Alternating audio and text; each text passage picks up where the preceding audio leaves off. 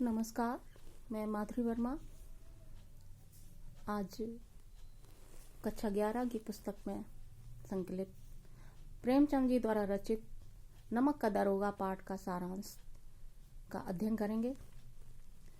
नमक का दरोगा प्रेमचंद की बहुचर्चित कहानी है, जो आदर्शोन्मुख यथार्थवाद का एक मुकम्मल उदाहरण है। यह कहानी धन के ऊपर धर्म की जीत है। धन और धर्म के क्रमशः सद्वृत्ति और असद्वृत्ति, बुराई और अच्छाई, असत्य और सत्य कहा जा सकता है। कहानी में इनका प्रतिनिधित्व क्रमशः पंडित आलोपी दीन और मुंशी बंसीधर नामक पात्रों ने किया है। कर्मयोगी मुंशी बंसीधर को खरीदने में आलोपी दीन असफल रहने के बाद अपने धन की महिमा का उपयोग कर उन्हें नौकरी से हटवा देते हैं, लेकिन अंततः सत्य के आगे उनका सिर झुक जाता है। वे सरकारी विभाग से बर्खास्त बंसीधर का बहुत ऊंचे वेतन और भत्ते के साथ अपनी सारी जायदाद का स्थायी मैनेजर नियुक्त करते हैं और गहरे अपराध बोध से भरी हुई वाणी में निवेदन करते हैं, परमात्मा से यही प्रार्थना है कि वह आपको सदैव वही नदी के किनारे वाला बेमुरव्वत, उद्दंड किंतु धर्मनिष्ठ दरोगा बनाए रखे। जब प्रारंभ में नमक का विभाग बनने के बाद नमक का व्यापार चोरी छिपे होने लगा और इस काले व्यापार से भ्रष्टाचार बढ़ा। अधिकारियों की पौबारा थी। लोग दारोगा के पद के लिए लालायित रहते थे। मुंशी बंसीधर भी रोजगार का तलाश कर रहे थे, रोजगार की, और उनके पिता अनुभवी थे। उन्होंने घर की दुर्दशा देखी थी और अपनी वृद्धावस्था का भी हवाला देते हुए जब बंसीधर नौकरी की तलाश में जा रहे थे तो उन्होंने उन्हें कुछ ऐसी सलाह दी कि नौकरी ढूंढते समय इस बात का ध्यान रखना कि ऐसी नौकरी ढूंढना जिसमें ऊपरी आय अधिक हो, क्योंकि जो मासिक वेतन होता है वह पूर्णमासी का चांद है और जो धीरे एक करके धीरे धीरे घटता चला जाता है और घटते घटते अंत तक बिल्कुल ही लुप्त हो जाता है। और अगर ऊपरी आय होगी तो ऊपरी आय से सदैव प्यास बुझती है। वो ऐसा आय का स्रोत है जिससे सदैव प्यास बुझती है। अब आवश्यकता देखकर विवेक से काम करना। बंसीधर के पिता ने जो भी बातें कही बंसीधर ने ध्यान से सुनी और चल दिए। भाग्यवश और उनकी बुद्धि विवेक, उनके धैर्य के कारण नमक के विभाग में इनकी नियुक्ति दारोगा के पद पर हो जाती है। घर में खुशियां छा गईं, क्योंकि दारोगा का पद ही ऐसा था जिसमें ऊपरी आय की कोई सीमा नहीं थी। किंतु बंसीधर, जिसका चरित्र चित्रण प्रेमचंद जी ने एक सत्यनिष्ठ और कर्मयोगी के रूप में किया है, जो अपने कर्म को, अपने कर्तव्य को महत्व देते हैं और सत्य का ही आचरण करते हैं, न्याय का आचरण करते हैं। एक बार की बात है कि सर्दी के मौसम में रात के समय कुछ गाड़ियां नदी के किनारे जा रही थीं।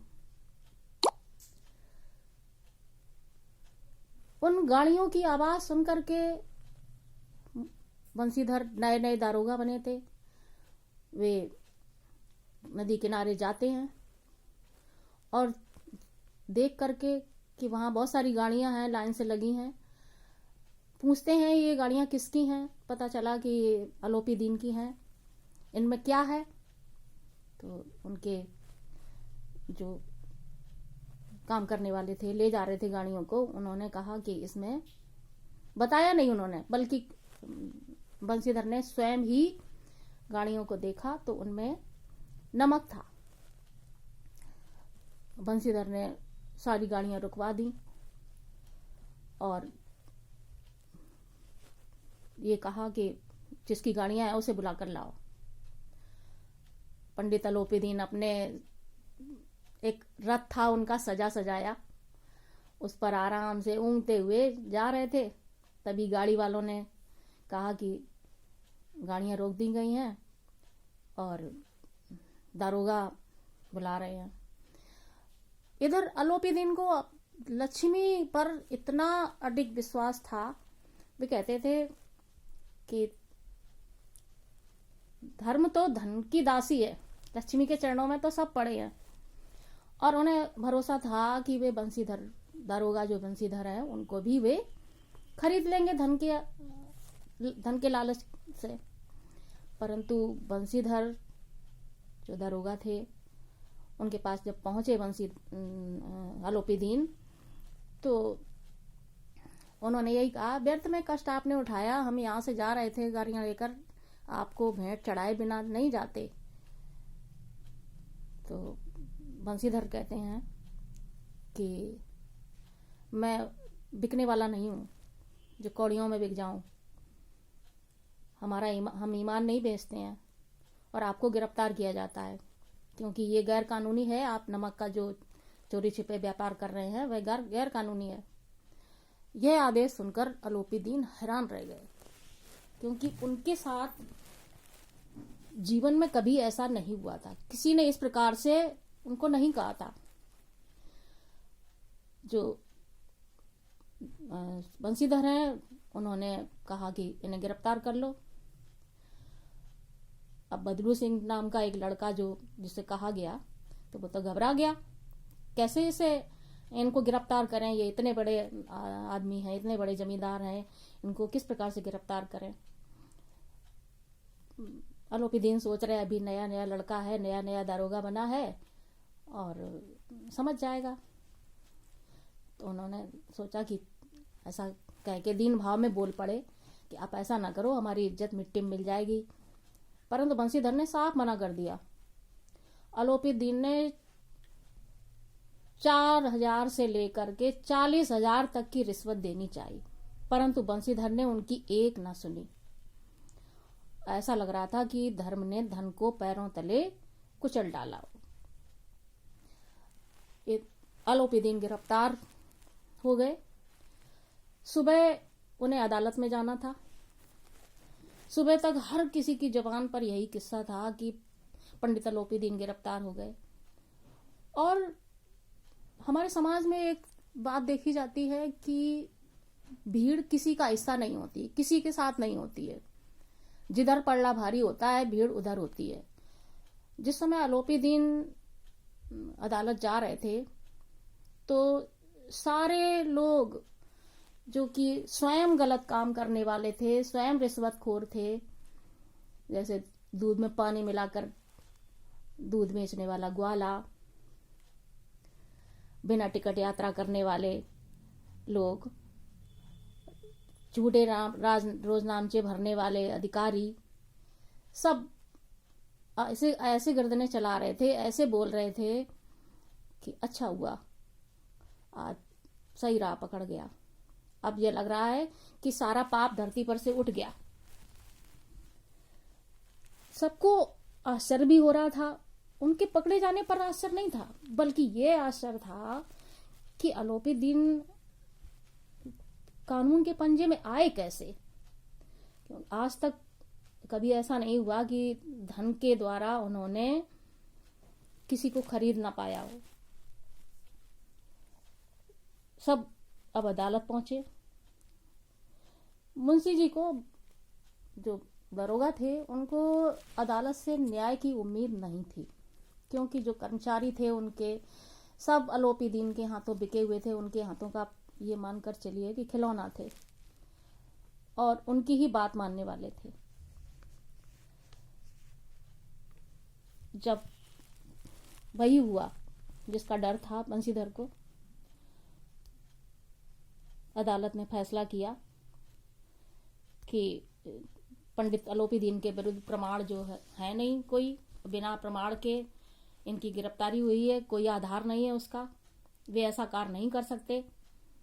दरोगा का दोष अधिक नहीं है, परंतु एक भले आदमी को दिए गए कष्ट के कारण उन्हें भविष्य में ऐसा न करने की चेतावनी दी जाती है। इस फैसले से सबकी बाँछें खिल गईं। खूब पैसा लुटाया गया। अदालत में, जिसने अदालत की नींव तक हिला दी।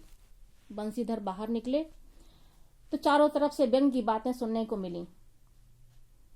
उन्हें उस समय, बंसीधर को उस समय ऐसा लगा न्याय, विद्वता, उपाधियां आदि सभी निरर्थक लगने लगे,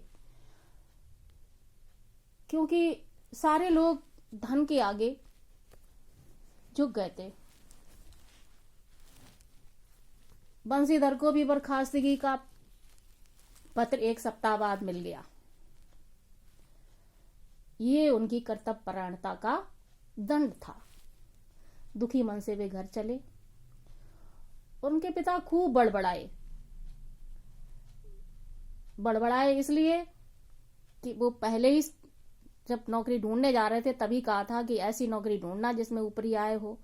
ऊपरी आय खूब हो रही थी, लेकिन दारोगा बंसीधर ने उसको स्वीकार नहीं किया और अपनी नौकरी से भी हाथ धोना पड़ा। जब दारोगा घर आए तो जो दारोगा के पिताजी थे, उन्होंने कहा कि जी चाहता है कि तुम्हारा और अपना सिर फोड़ लूं। और उन्हें जाने कितनी कठोर बातें कही। माँ जो थी दारोगा की, बेबी जो तीर्थ यात्रा की आशा लगाए बैठी थी, वो अभी उनकी मिट्टी में मिल गई। और पत्नी ने तो कई दिनों तक बात ही नहीं कि मुंह फुलाए रही। अब कहानी का दूसरा पक्ष बदलता है। 1 सप्ताह के बाद अलोपीदीन अपने रथ में बैठ करके मुंशी बंसीधर के घर पहुंचे। जो बंसीधर के पिता थे, वृद्ध मुंशी, वो उनकी चापलूसी करने लगे कि ऐसी औलाद हुई, ऐसा बेटा हुआ, आगे कहीं का नहीं छोड़ा, मुंह दिखाने लायक नहीं रखा। परंतु अलोपीदीन ने उन्हें ऐसा कहने से रोका और कहा कि कुल तिलक और पुरुषों की कीर्ति उज्जवल करने वाले संसार में ऐसे कितने धर्मपरायण मनुष्य हैं जो धर्म पर अपना सब कुछ अर्पण कर सके। उन्होंने बंसीधर से कहा कि इसे खुशामद न समझिए, आपने मुझे परास्त कर दिया। बंसीधर ने सोचा कि वे उसे अपमानित करने आए हैं, परंतु पंडित की बातें सुनकर उनका संदेह दूर हो गया। उन्होंने कहा, यह आपकी उदारता है, आज्ञा दीजिए।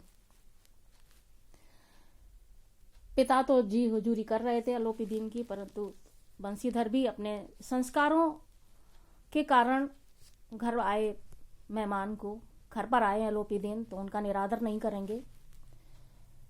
अब अलोपीदीन ने कहा कि नदी के तट पर आपने मेरी प्रार्थना नहीं सुनी, कोई बात नहीं, परंतु आज मैं आपके दरवाजे पर आया हूं और अब स्वीकार करनी पड़ेगी। जो प्रार्थना लेकर मैं आया हूं उसे अब अस्वीकार नहीं करने दूंगा। उन्होंने, अलोपीदीन ने एक स्टाम्प पत्र निकाला और पद स्वीकारने के लिए प्रार्थना की। बंसीधर ने पढ़ा। पत्र में था कि पंडित अलोपीदीन ने अपनी सारी जायदाद का स्थायी मैनेजर, 6000 वार्षिक वेतन, रोजाना खर्च, सवारी, बंगले आदि के साथ नियत किया था। बंसीधर ने कांपते स्वर में कहा कि मैं इस उच्च पद के योग्य नहीं हूं। ऐसे महान कार्य के लिए बड़े अनुभवी मनुष्य की जरूरत है। यह सुनकर अलोपीदीन ने बंसीधर को कलम देते हुए कहा कि मुझे अनुभव, विद्वता, मर्मज्ञता, कार्यकुशलता की चाह नहीं। परमात्मा से यही प्रार्थना है कि वह आपको सदैव वही नदी के किनारे वाला बेमुरव्वत, उद्दंड, कठोर परंतु धर्मनिष्ठ दरोगा बनाए रखे। बंसीधर की आंखें डबडबा आईं। उन्होंने कांपते हुए हाथ से मैनेजर के कागज पर हस्ताक्षर कर दिए और अलोपीदीन ने उन्हें गले लगा लिया। तो इस पूरी कहानी का सार, जो शिक्षा है, वो ये मिलती है कि हमें कभी भी, परिस्थितियां कैसी भी हो, किंतु कभी भी हमें सत्य का साथ नहीं छोड़ना चाहिए, धर्म का साथ नहीं छोड़ना चाहिए, अपनी कर्तव्य परायणता पर अडिग रहना चाहिए। हमें कितनी भी परिस्थितियां विचलित करने का प्रयास करें किंतु हमें विचलित नहीं होना चाहिए। जैसा कि पाठ के प्रारंभ में अलोपी दीन का प्रभुत्व दिखाया, किंतु अलोपी दीन भी एक ईमानदार और सत्यनिष्ठ कर्तव्यनिष्ठ व्यक्ति को ही अपने यहाँ पर मैनेजर के पद पर रखना चाहता है। इससे ये सिद्ध होता है कि समाज में भ्रष्टाचार या अन्य अधर्म की चीजें कितनी भी हो, असत्य कितना भी हो प्रबल, अन्याय कितना भी हो प्रबल, किंतु अंततः जीत सत्य की ही होती है, धर्म की ही होती है। धर्म के आगे अधर्म को हारना ही पड़ता है। और जैसा कि बंशीधर के साथ हुआ। ये हुआ आपके पाठ का सार। संक्षिप्त में प्रश्नोत्तर आगे देखेंगे। धन्यवाद।